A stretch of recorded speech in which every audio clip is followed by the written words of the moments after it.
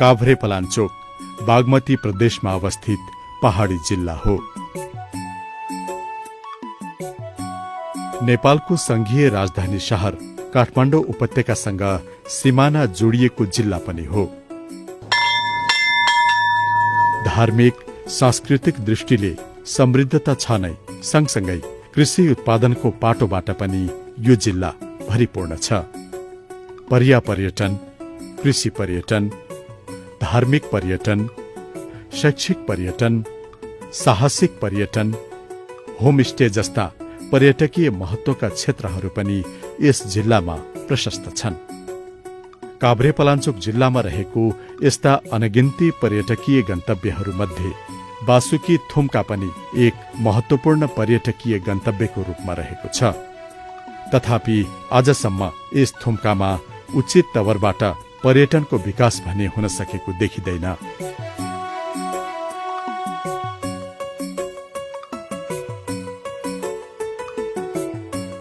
काठमाडौँबाट अरनिको लोकमार्ग हुँदै अगाडि बढेर साँगा भन्ज्याङ कटेपछि उत्तरतर्फ देखिने यो हरियो डाँडा नै बासुकी थुम्का हो।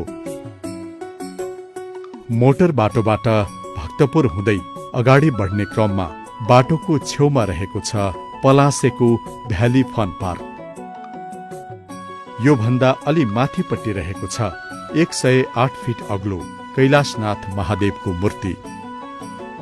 मानव निर्मित यिनै पर्यटकीय गन्तव्यको अवलोकन गर्दै काभ्रे जिल्ला प्रवेश गर्ने बित्तिकै पुग्न सकिन्छ रमणीय बासुकी थुम्का। दूरीका हिसाबले बासुकी थुम्का काठमाडौँबाट करिब 23 किलोमिटर मात्र टाढा छ। काठमाडौँबाट गाडीमा सामान्यतया करिब 30 मिनेटमै यो ठाउँ पुग्न सकिन्छ। सार्वजनिक गाडीमा जाँदा पनि काठमाडौँबाट 21 किलोमिटर पूर्वमा रहेको साँगाको नासिका मन्दिरमा ओर्लेर करिब 30 मिनेट पैदल हिँडेर पनि बासुकी थुम्का पुग्न सकिन्छ। यसरी बासुकी थुम्का जाने क्रममा बाटोमै रहेको अर्को धार्मिक स्थल विकटेश्वर महादेवको मन्दिर छ। यो मन्दिर यस क्षेत्रको प्रसिद्ध धार्मिक पर्यटकीय गन्तव्य पनि हो। यसको नजिकै रहेको अर्को धार्मिक गन्तव्य हो छिन्नमस्तक नारायणको मन्दिर। बाटोमा पर्ने यस्ता धार्मिक स्थल हुँदै पुगिने बासुकी थुम्का पर्यटन विकासको दृष्टिले विशेष महत्व रहेको स्थान हो। नेपालको संघीय राजधानी शहर काठमाडौँबाट नजिकै रहेको यस थुम्कामा पर्यटन विकासका लागि प्रशस्त सम्भावनाहरू छन्। तर बत्ती मुनिको अँध्यारो भने झैं यो क्षेत्रमा उल्लेख्य रूपमा पर्यटनको विकास भने हुन सकेको पाइँदैन।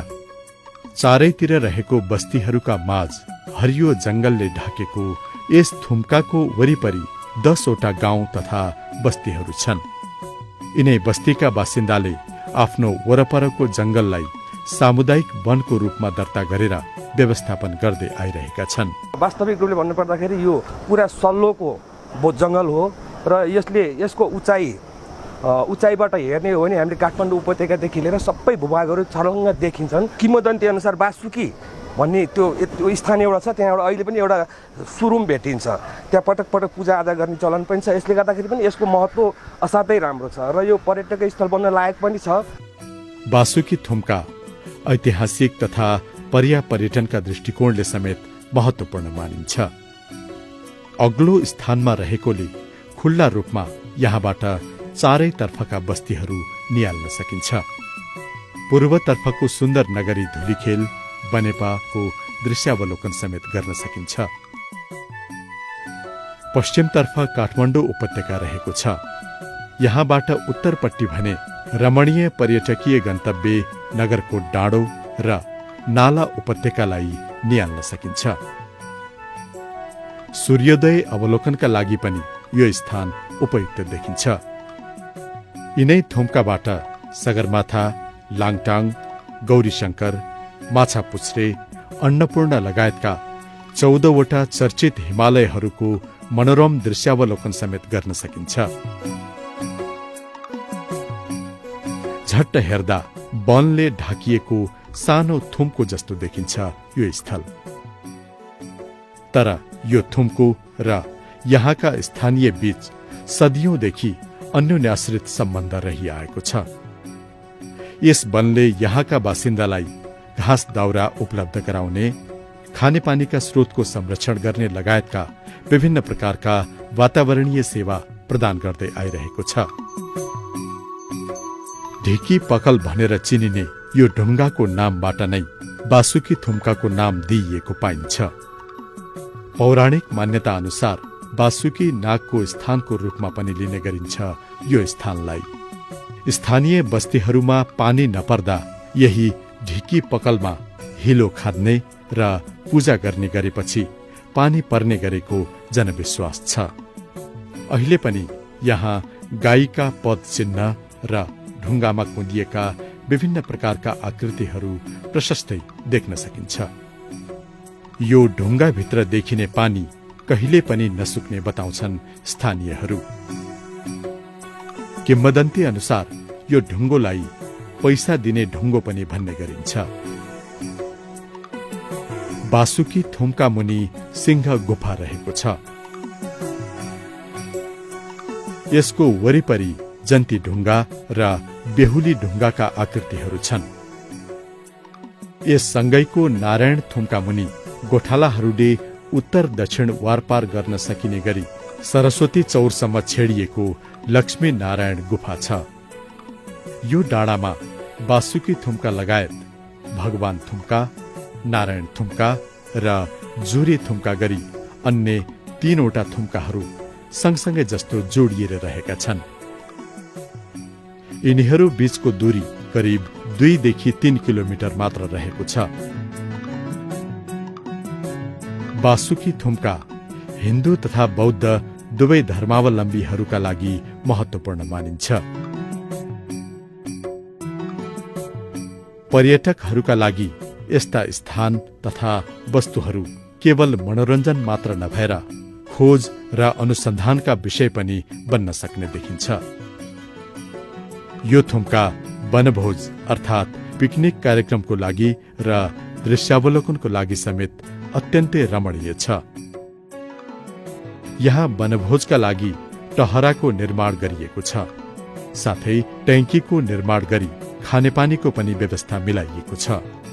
यसको प्राकृतिक सुन्दरतामा रमाउँदै यहाँ मनमोहक स्थलहरूको दृश्यावलोकन गरी भरपूर मनोरञ्जन गर्न सकिने भएकोले यसको महत्व र यसप्रति पर्यटकहरूको आकर्षण दिन प्रतिदिन बढ्दै गइरहेको पाइन्छ।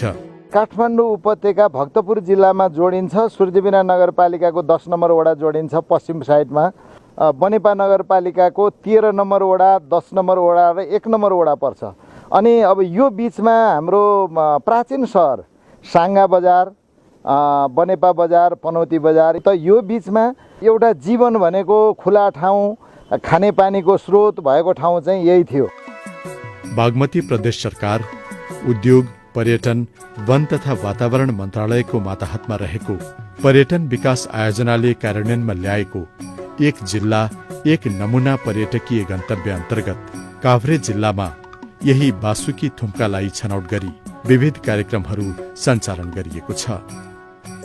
यस क्षेत्रमा पर्यटनको विकास गर्ने उद्देश्यले गुरु योजनाको तर्जुमा गरी सोही अनुरूप नियमित रूपमा विभिन्न कार्यक्रमहरू सञ्चालन गरिने योजना रहेको छ। हाम्रो यो कार्यक्रमको सुरुवात थालनी हो।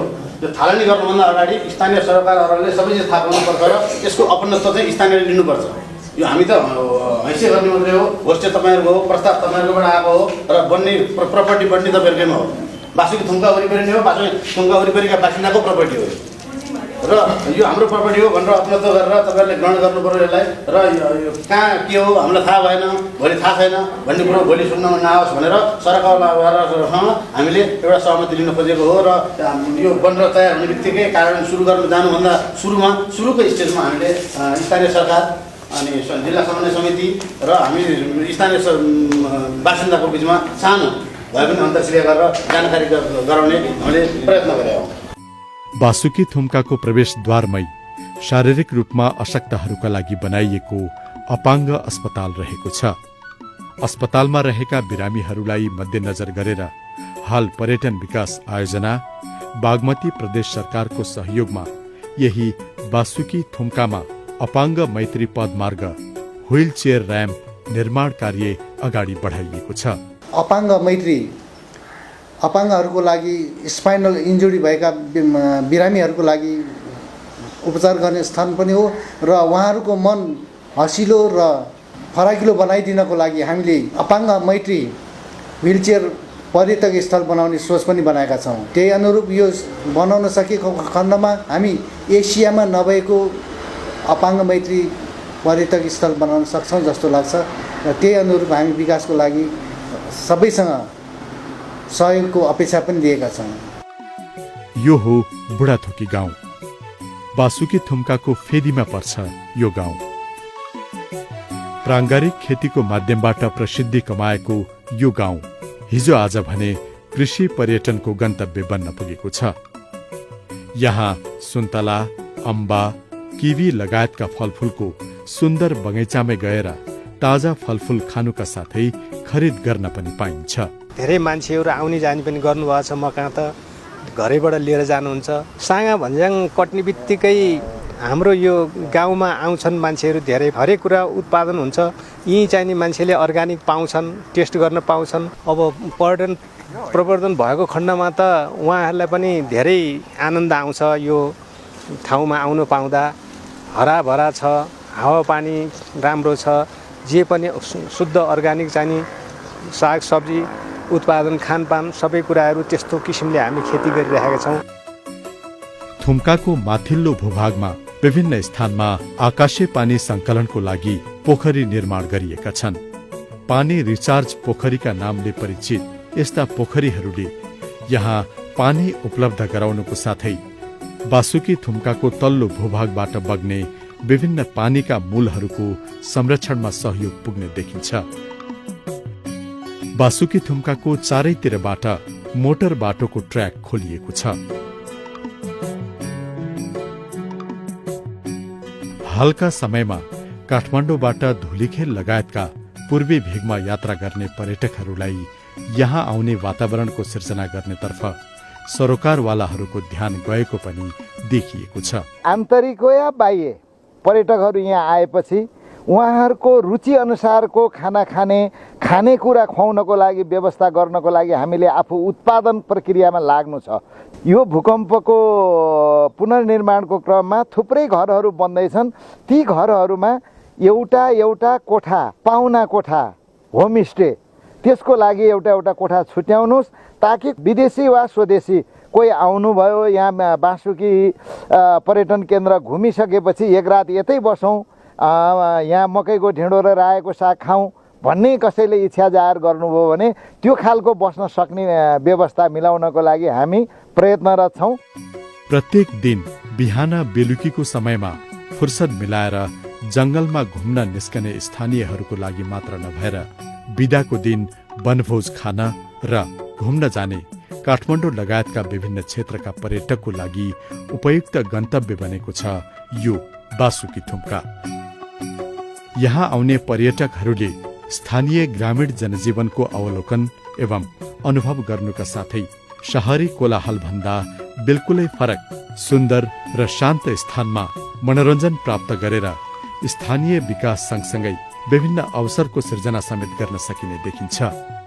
यसको लागि सरकारी, गैर सरकारी र निजी क्षेत्रहरूले समन्वयात्मक ढंगले अगाडि बढ्नुपर्ने आवश्यकता रहेको महसुस गरिएको छ। यसो हुन सकेमा यहाँको प्राकृतिक स्रोतको संरक्षणको साथै दिगो पर्यटनको विकास हुन पुगी स्थानीयको आय आर्जनमा समेत उल्लेख्य टेवा पुग्न जाने देखिन्छ। सँगसँगै बढ्दो पर्यटकका कारण वातावरणमा पर्न जाने नकारात्मक प्रभावलाई समयमै विचार गरी सुरुवातदेखि नै यसको उचित व्यवस्थापनमा ध्यान दिनु पनि उत्तिकै जरुरी रहेको महसुस गर्न सकिन्छ।